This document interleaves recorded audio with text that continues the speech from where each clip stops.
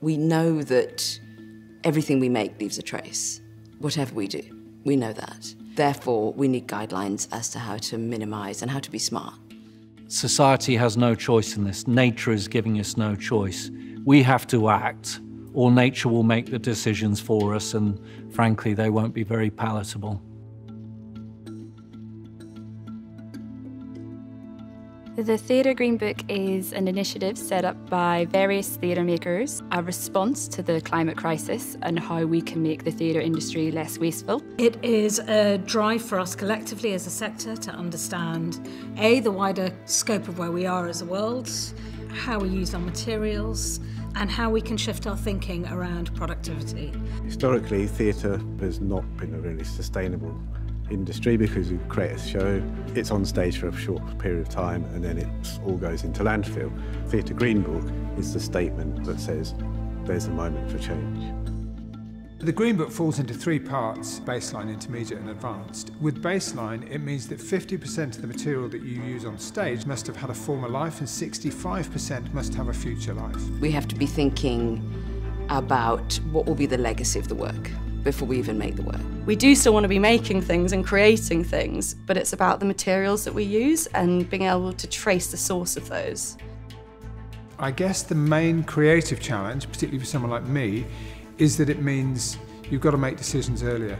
And so it's really important for us to give people the time, space, resources, the framework in which they can change the way they think. So we need to start taking this into consideration from the very, very beginning. As soon as we see a white card, your brain starts working. What can we pull from other shows? What do we already have in stock? Traditionally, prop buyers and prop makers are used to scavenging, sourcing, begging, borrowing. That's the nature of the job. For me as a designer, it's incredibly useful to look at what the theatre space on its own has to offer, because a lot of that can then be the foundation for where you put your creative ideas. In the case of Nye, the play takes place on an NHS ward. We've got 12 hospital beds in the show, mainly repurposed. Our teams went out and managed to identify a load of period hospital beds that we could hire. And hiring stuff sometimes is not the cheapest way of doing it, but it's certainly the most green way of doing it. In Grapes of Wrath, we've been buying some second-hand textiles, having a poke around from previous National Theatre productions.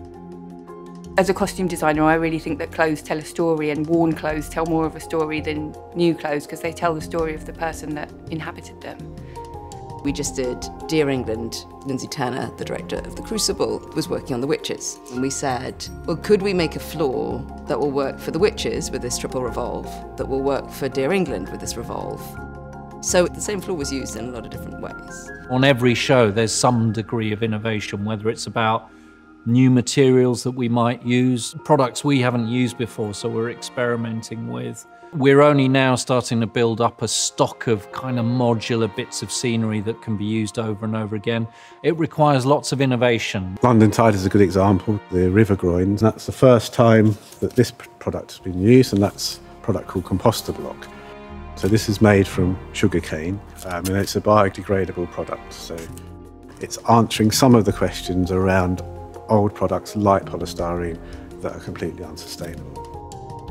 A lot of research has gone on in this building on what to use instead of MDF, instead of plywood. For Crucible, we decided to use EcoBoard, which is the board we're using on Coriolanus. This is EcoBoard. It's made from agricultural waste, so therefore it's already a reused material, which is a massive green tick.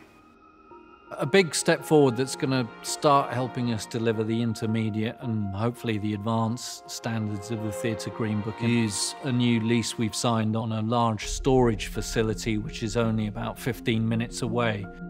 We are bringing all our storage together. We'll be doing all the logistics to make sure that we've logged it all in a way which makes it much more accessible. And crucially, we'll be sharing those resources with other theatres. This really is the key. We have to act fast and we have to be leading. We need to be telling the rest of the industry it's possible, it is achievable, and then, as I say, sharing our knowledge and learning and doing that. For me, my approach to this is really the kind of Samuel Beckett method, which is fail again and fail better.